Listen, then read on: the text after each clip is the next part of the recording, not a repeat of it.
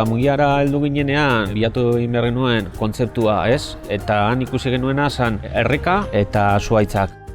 Okurritu zitzaigun armi-armaren kontzeptua, armi-arma sartzea eremu hortan. Printzipioz lan egiteko eremua bakarra zen, baina erabaki genuen proiektuan 3 eremu desberdinak itea.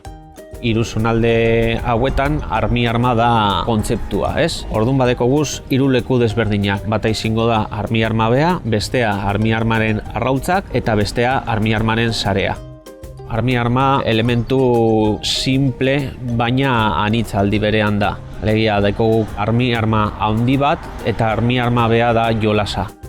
Horrengo eremua da armi-armen arrautzak. Eremua hau bideratuta da ume txikientzat. Erronkak errezagoak direz eta han sustatzen direzen jolasak desberdinak direz. Han bultzatzen da beste jolas mota bat, esate baterako jola simbolikoa, experimentazioa.